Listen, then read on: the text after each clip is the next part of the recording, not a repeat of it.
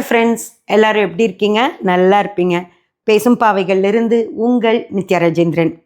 Friends, உங்களுக்கு ஒரு விஷயம் சொல்லணும்னு சொல்லிட்டு நான் ஒரு பதிவு எடுத்தேன். நான் ஒரு கண்டென்ட்டு யோசிச்சுட்டு இருந்தேன். அந்த விஷயத்தை பற்றி பேசலாம் அப்படின்னு சொல்லிட்டு உட்கார்றப்ப அது ஷார்ட்ஸாக தான் பேசுகிறதா எனக்கு ஐடியா இருந்துச்சு. ஆனால் அந்த விஷயத்தை பற்றி நம்ம கூகுள் பண்ணிவிட்டு சரி, நான் எப்போவுமே தெரிஞ்சுட்டு பேசுவோம் அப்படின்னு நினப்பேன். அதுக்காக நான் கூகுள் பண்ண சொன்னேன் என் டீமை. அவங்க பண்ணப்புக்கு 2 மணி நேரம் ஆச்சு. நான் வீடியோ எடுக்கிறதையே போஸ்ட்பான் பண்ணிவிட்டு உட்காந்துருக்கேன். பாருங்கள், இங்கெல்லாம் வேர்வையே வந்துருச்சு. அவ்வளோ விஷயம் கூகுளில் இருக்குது. நீங்கள் தெரியாமல் பல விஷயங்கள் செஞ்சிட்ருக்கீங்க. அதில் உங்களுக்கு இதை சொல்கிறாங்க பார்த்தீங்களா, அவங்களுக்கெல்லாம் இது தெரியுமானே தெரியல. தெரிஞ்சு செய்கிறாங்களா தெரியாமல் செய்கிறாங்களா ஒன்றுமே புரியல. ஆனால் எல்லாரும் கூவுன்னு கூவுறாங்க. சரி, இது என்ன அப்படின்னு சொல்லி பார்த்தீங்கன்னா, ஒரு 4 ஆயில் ஃப்ரெண்ட்ஸ். தைலம், இங்கிலீஷில் ஆயில், தமிழில் தைலங்கள். சரிங்களா? முதல் தைலம் அரகஜா தைலமா. அடுத்தது ஜவ்வாது ஆயில் தைலம். அடுத்தது புனுகு பூனை தைலம். ஓகேங்களா? புனுகு பூனை ஆயில். அதுக்கப்புறம் கஸ்தூரி ஆயில். சரிங்களா? இந்த 4 ஆயிலையும் வச்சுக்கிட்டு கூவல் இருக்குல்ல, தாங்கவே முடியல. ஃப்ரெண்ட்ஸ், இந்த 4 தைலங்கள் இருக்குது பார்த்தீங்களா, இந்த விஷயங்கள் ரொம்ப முக்கியமாக. இதை வாங்கி வச்சுக்கிட்டிங்கன்னா உங்களுக்கு அது நடக்கும், இது நடக்கும், ஐஸ்வர்யம் கிடைக்கும், வசியம் கிடைக்கும் அப்படின்னலாம் சொல்கிறாங்க. அந்த விஷயங்கள் எல்லாம் நான் கேட்டதுக்கப்புறம் தான் நான் இது கண்டிப்பாக இதுக்கு ஒரு பதிவு போடணும் அப்படின்னு சொல்லி நான் நினச்சேன். அதுவும் ரொம்ப மோசமாக இருந்தது, மனசு கஷ்டமாக இருந்ததுனால தான் இதுக்கு நான் பதிவு போடணுன்னே நினச்சேன். அதை பற்றி நான் பேசுகிறேன் பின்னாடி. அதுக்கு முன்னாடி முதல்ல இந்த தைலங்கள்ல எல்லாம் என்ன இருக்குது அப்படிங்கிறதையும் நம்ம பார்த்துடலாம். அதுக்காகவே தான் நான் பாருங்கள் இவ்வளோ கலெக்ட் பண்ண நெட்டில் இருந்து. அது பாரம்பரிய முறைப்படி எப்படி தயாரிக்கப்பட்டது, இப்போ எப்படி தயாரிக்கப்படுது, அதோட விலை என்ன அப்படிங்கிற வரைக்கும் டீட்டெயிலிங்காக எல்லாமே நெட்டில் இருக்குது. அது ஃபுல்லாக நான் இது எடுத்ததுனால தான் இப்போ 2வது நாள் ஷூட் பண்ணுறேன். முதல் நாள் நான் வீடியோ ஒரு தடவை ஷூட் பண்ணி முடிச்சிட்டேன். அப்போ சொன்ன விஷயங்களுக்கு அப்புறம் உட்காந்து பார்க்கும்போது இன்னும் நிறைய விஷயங்கள் கிடச்சிது. சரி, எதுவுமே மிஸ் பண்ணிடக்கூடாதுங்கிறதுனால இன்றைக்கும் திரும்பி ஷூட் பண்ணுறேன். 2 சாரியில் வரனே அப்படின்னு யோசிச்சிடாதீங்க. அதுதான் ஃப்ரெண்ட்ஸ், நான் படிக்கிறேன் கேளுங்க. அதாவது முதல்ல அரகஜா தைலமும் ஜவ்வாது தைலத்தை பற்றி படிச்சிடலாம். அதாவது அரகஜா தைலம் எப்படி தயாரிக்கப்படுது, எதை வச்சு தயாரிக்கப்படுது அப்படின்னு பார்த்தீங்கன்னா, கருப்பு குங்குமம், அந்த கலருக்காக ஒரு பிளாக் கலரில் இருக்க அரகஜா. அதனால் கருப்பு குங்குமம், பிசுன், அது வெறும் பிசுன்னு போட்டிருக்கான். விலங்குகளினோட பிசுனா மரத்துலேருந்து வர்ற பிசுனான்னு போடலாம். அதே போல் கஸ்தூரி தைலம், புனுகு தைலம் இதில் இருக்குது அரகஜால. பச்சை கற்பூரம், சந்தன பொடி, அகில், மருகு மாதிரி அகில், ஜாதிபத்திரி, உங்களுக்கு தெரியும் ஜாதிபத்திரி, நம்ம பிரியாணி கூட போடுவோம். ஜாதிக்காய், லவங்கம், ஏலக்காய், குங்குலியம், பன்னீர் ரோஜா, தாமரை விதைகள் மற்றும் அத்தர். அத்தர் தனியாகவே, அத்தர் தான் அந்த ஸ்மெல்லு, செம ஸ்மெல் கொடுக்கும். அத்தர் இதெல்லாம் சேர்த்து அரகஜா தைலம் தயாரிக்கப்படுது. ஓகேங்களா? அரகஜா தைலம் எதுக்காக யூஸ் பண்ணிட்டு இருந்தாங்க அப்படின்னா, அரகஜா தைலம் என்பது பழங்கால சித்த மருத்துவம் மற்றும் கோயில் வழிபாட்டு முறைகளில் பயன்படுத்தப்படும் ஒரு புனித நறுமண பொருளாகும். நல்லா ஞாபகம் வச்சுக்கோங்க, ஒரு புனிதமான நறுமண பொருள்னு சொல்லி கோயிலில் அதை யூஸ் பண்ணியிருக்காங்க. ஏன்னா உங்களுக்கு தெரியும், மருகு, இந்த அகில் அதெல்லாமே சந்தனம் எல்லாம் கோயிலில் யூஸ் பண்ணிட்டு இருந்த விஷயங்கள். அது கூட இதையும் சேர்த்து யூஸ் பண்ணியிருக்காங்க. கோயிலில் நறுமணத்துக்காக யூஸ் பண்ணப்பட்ட ஒரு பொருள் தான் இந்த அரகஜா தைலம். அப்படி தயாரிக்கப்படுற இந்த அரகஜா ஒன்று.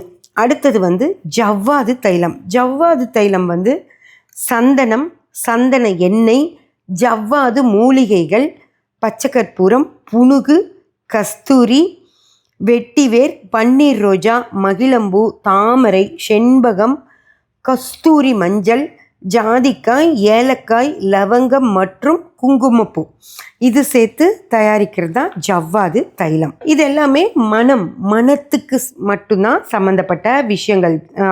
அரகஜாவும் சரி, அந்த காலத்தில் பாரம்பரியமாக தயாரித்தப்போ புனுகு பூனையோட அதோட உடம்பை வந்து தேய்க்கிற குணம் இருக்குது. பூனைகளுக்கே பார்த்தீங்கன்னா ஏதோ ஒன்றில் போய் உரசும், அந்த மாதிரி குணம் இருக்குது. அப்படி அந்த புனுகு பூனை வந்து சந்தன மரத்தை புனுகு பூனை பக்கத்தில் வச்சுருவாங்களாம். அது இருக்கிற இடங்களில் சந்தன மரங்களை வச்சுருப்பாங்களாம். அங்கே போய் அந்த சந்தன மரத்தால் தான் உடம்பால் அது உரசுது. அப்படி அது உரசும் போது அது ஒரு அந்த புனுகோட அந்த ஸ்மெல்லு வந்து அந்த மரத்தோட பட்டைகளில் பட்டு அதை சேகரித்து அப்படி தான் புனுகை வந்து அப்போது பாரம்பரிய முறையில் அப்படி தான் எடுத்திருக்காங்க அந்த காலத்தில். ஆனால் அது ரொம்ப காஸ்ட்லி. அந்த சந்தனப்பட்டையை புனுகு வாசத்தோடு சேர்த்து எடுத்து ப்ராசஸ் பண்ணியிருக்காங்க. அது வந்து ரொம்ப ரொம்ப காஸ்ட்லி. அந்த இதெல்லாம் இப்போ கிடைக்கிறதே இல்லை. அதுக்கு பதில் வேற ஒரு வழியாக தான் அந்த புனுகு எடுக்கிறாங்க. அது என்ன அப்படிங்கிறத நான் பின்னாடி சொல்கிறேன். பாரம்பரிய முறையில் இருக்கிறப்ப மட்டும்தான் விலங்கு வழியில் புனுகும் கஸ்தூரியும் எடுத்திருக்காங்க. ரெண்டுக்குமே, அரகஜாக்கும் சரி ஜவ்வாதுக்கும் சரி. இப்போல்லாம் வந்து அந்த பாரம்பரிய முறை எடுக்காததுனால இப்போ அந்த இதை சேர்த்துறதில்ல. அவங்க புனுகு ஆயில்னு ஏதோ ஒன்று தயாரித்து கொடுக்குறாங்க இல்லையா, அதை தான் எடுக்கிறாங்க. அது என்னங்கிறதையும் நான் பின்னாடி சொல்கிறேன், கஸ்தூரிக்கும் சொல்கிறேன். ஃப்ரெண்ட்ஸ், இப்போ வந்து புனுகு ஆயிலும் கஸ்தூரி ஆயிலும் எப்படி எடுக்கப்படுது அப்படின்னா, புனுகு பூனை அதன் மலதுவார சுரபியில் மெழுகு போன்ற நறுமணமுள்ள ஒரு திரவம் சுரக்கிறது. மெழுகு போன்ற அந்த சுரப்பு மிகவும் கடுமையான நெடிய வாசனை கொண்டுள்ளது. இது சுத்திகரிக்கப்பட்டு பெரும்பாலும் நல்லெண்ணெயுடன் நீர்க்கப்படுகிறது அல்லது சந்தன விழுது மற்றும் பிற மூலிகைகளுடன் கலந்து நறுமணம் உருவாக்கப்படுகிறது. புனுகு மக்களால் வாசனைக்காக பயன்படுத்தப்படுகிறது. ஃப்ரெண்ட்ஸ், உங்களுக்கு தெரியும், இந்த மிருகங்கள் தன்னோட இணையோட சேரணும் அப்படின்னா அதுக்கு ரெடியா இருக்கு. ஒரு குட்டி போடுறதுக்கான ஒரு விஷயத்துக்கு நான் தயாரா இருக்கேன் அப்படின்னு சொல்லி மிருகங்கள் இன்னொரு தன்னோட இணைக்கு தெரியப்படுத்துறது இந்த வாசம் மூலமாக தான். அந்த மாதிரி ஒரு சுரபி அதனுடைய பிறப்புறுப்புகளில் சுரக்கும். அந்த ஸ்மெல்லுக்கு அதனோட இணை அதுகிட்ட வந்து சேரும். யாருக்கு இணை சேர விருப்பம் இருக்கோ அது வரும். அப்படி அது சேரும்போது தான் அது குட்டிகள் பிறக்கும். இது வந்து அதுக்காக தான் அந்த நறுமண விஷயங்கள் இருக்குது. அது இன்னும் நிறையா அனிமல்ஸோட அந்த இதெல்லாம் பார்க்கும்போது உங்களுக்கு அதெல்லாம் யூடியூப்பில் போய் பார்த்தீங்கன்னா, கூகுளில் செக் பண்ணிங்கன்னா உங்களுக்கு தெரியும். அது மாதிரி இந்த பூனை சுரக்கிற ஒரு விஷயத்தில் இருந்து தான் அந்த நறுமணம் அப்படின்ற விஷயம் எடுக்கப்படுது. மற்றபடி இதோட எல்லாத்துலேயுமே கிடைக்கும் அந்த நறுமணம். அந்த உடம்புலேருந்து வர்ற விந்துலேருந்து அதனோட டாய்லெட்லேருந்து எல்லாத்துக்குமே இந்த நறுமணம் இருக்குது. ரொம்ப ஈஸியாக கிடைக்கணும்னா அது கிடைச்சதை எடுத்துருவாங்க. இல்லை இந்த மாதிரி அந்த சுரக்கும் போது அதுக்காக வெயிட் பண்ணி எடுப்பாங்க. அப்படி எடுத்தால் ஒரு விலை, ஈஸியாக எடுக்க முடியுங்கிற பட்சத்தில் அதுக்கு ஒரு விலை. அந்த மாதிரி கம்மி விலையில் கிடைக்கும், கொஞ்சம் ஜாஸ்தி விலையிலையும் கிடைக்கும். மிக சிறந்த விஷயங்கள் ரொம்ப காஸ்ட்லியாகவும் கிடைக்கும். இதுதான் புனுகு பூனையோட இது. அதே போல் தான் கஸ்தூரி கஸ்தூரிக்கும் அதே தான் ஃப்ரெண்ட்ஸ் போட்டிருக்காங்க. பாரம்பரியமாக கஸ்தூரி தைலம் அல்லது கஸ்தூரி சார்ந்த எண்ணெய்கள் என்பது இமயமலை பகுதிகளை தாயகமாக கொண்ட ஆண் நல்லா கேட்டுக்கோங்க, ஆண் கஸ்தூரி மானின் சுரப்பிலிருந்து, சரிங்களா, அதுவும் சுரபி, அது சுரக்கிற சுரபிகள் அப்படிங்கிறப்போ அது விந்தும் அதில் கன்சிடர் ஆகும். இந்த மாதிரி பெண்மானை ஈர்க்கிற விஷயத்துக்காக ஒரு சுரபி சுரக்குது. வெள்ளை கலரில் ஒரு பிசுபிசுப்பான விஷயம் சுரக்குது. அதிலிருந்து தான் அதை எடுக்கிறாங்க. சுரபிலிருந்து பெறப்படும் நறுமண பொருளாக கஸ்தூரியை பயன்படுத்தும் தயாரிப்புகளை குறிக்கிறது. மூலப்பொருளான குமா அரோமாடிகா கஸ்தூரி மஞ்சளிலிருந்து, காட்டு மஞ்சள், இதை வேறுபடுத்தி அறிவது மிகவும் அவசியம். ஓகேங்களா? அந்த மாதிரி கஸ்தூரி மஞ்சள்னா வேற, இது வேற அப்படிங்கிறதெல்லாம் அவங்க போட்டிருக்காங்க. இதெல்லாமே கூகுளில் இருக்குது, நீங்கள் போய் செக் பண்ணிக்கோங்க. இதுவே முக்கிய விலங்கின் மூலப்பொருளாகும். இது தனது தீவிர நறுமணம் மற்றும் உடலை வலுப்படுத்தும் பண்புகளுக்காக குறிப்பாக மருந்துகள், வாசனை பொருட்கள் மற்றும் அழகு சாதன பொருட்களில் பயன்படுத்தப்படுகிறது. புனுகு பூனை வந்து பாரம்பரிய புனுகு பூனையிலிருந்து பெறப்படும் இது மருத்துவ எண்ணெய்களில் கலக்கப்படும் மற்றொரு விலங்கு சார்ந்த நறுமண பொருளாகும். ஆட்டிறைச்சி கொழுப்பு அது வந்து சமிஷா மகாமாஷ தைலம் போன்ற எண்ணெய்களில் பயன்படுத்தப்படுகிறது. புனுகு பூனை கஸ்தூரிமான் மட்டும் இல்லை, இந்த சமிஷா மகாமாஷா தைலமும் அப்படின்னு ஒன்று இருக்குது. அப்புறம் அந்த பித்தப்பை, கால்நடைகளோட பித்தப்பைகள்லேருந்து பெறப்படும் கோசோரோச்சனம் இது போன்ற பாரம்பரிய மருந்து கலவைகளில் பயன்படுத்தப்படுகிறது. மான் கொம்பு வந்து சிருங்கா பஸ்பம் மற்றும் பிற தைலங்களில் பயன்படுத்தப்படுகிறது. இப்போ தற்கால சூழல் என்ன நடக்குதுன்னா, கஸ்தூரி மான் ஒரு அழிந்து வரும் இனமாக இருப்பதால் அசல் விலங்குகளிலிருந்து பெறப்படும் கஸ்தூரி கடுமையாக கட்டுப்படுத்தப்படுகிறது மற்றும் விலை உயர்ந்ததாகவும் உள்ளது. 1 கிலோ 45,000. அதன் விளைவாக பல நவீன வணிக ரீதியான கஸ்தூரி தைலம் தயாரிப்புகள் செயற்கை கஸ்தூரியையோ அல்லது கஸ்தூரி பீஜா அம்ப்ரெட் விதைகள்னு போட்டிருக்காங்க, தெரியல ஃப்ரெண்ட்ஸ் என்னன்னு, போன்ற தாவர அடிப்படையிலான மாற்றுகளையே பயன்படுத்துகின்றனர். கஸ்தூரி மான் கிட்ட இருந்து நமக்கு கிடைக்கிறது, புனுகு பூனை கிட்ட இருந்து நமக்கு கிடைக்கிற விஷயங்கள். ஓகேங்களா? ஒரு விஷயந்தான் நான் கேட்குறேன். இப்போது இந்த புனுகு பூனை தைலம், கஸ்தூரி தைலம், ஜவ்வாது ஏதாவது ஒரு இடத்துலையாவது உங்களுக்கு ஐஸ்வர்யம் கொடுக்கும், உங்களுக்கு வந்து பணம் சம்பாரிச்சு கொடுக்கும். இந்த மாதிரி எல்லாம் வீடு வாசமாக இருந்தால் உங்களுக்கு ஐஸ்வர்யம் வரும், வாசமாக இருக்கும், அவ்வளவுதான். சரியா? ஆனால் இது வாசமாக இருந்தால் உங்களுக்கு இதெல்லாம் கிடைக்கும்னு எங்கேயாவது சொல்லியிருக்காங்களா? இது ஒரு வாசமாக இருக்கிற ஒரு தைலம், அவ்வளோதானே. வாசமாக இருக்குன்னு சொல்லி விற்க வேண்டியது தானே. அது எதுக்கு உங்களுக்கு வசியம் பண்ணும்?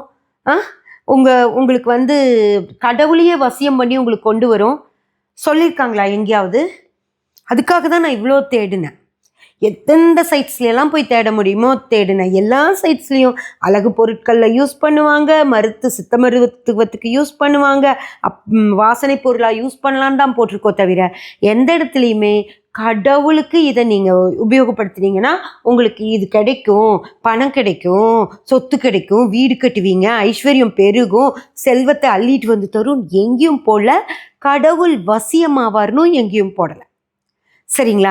அப்படி இல்லாதப்போ எதுக்கு இந்த மாதிரி சொல்லிட்டு திரியிறாங்கன்னே புரியல. சரி, அவங்க சொல்லிட்டு போகிறாங்க. அவங்க வந்து வியாபாரிக, ஆன்மீக வியாபாரிக, அவங்க விற்றுட்டு திரியட்டும், பிரச்சனை இல்லை. உங்களுக்கு நான் தெளிவாக சொல்கிறேன், தயவு செஞ்சு கடவுள் நமக்கு ஏதாவது தருவாருன்னு சொல்லிட்டு இதை வாங்காதீங்க.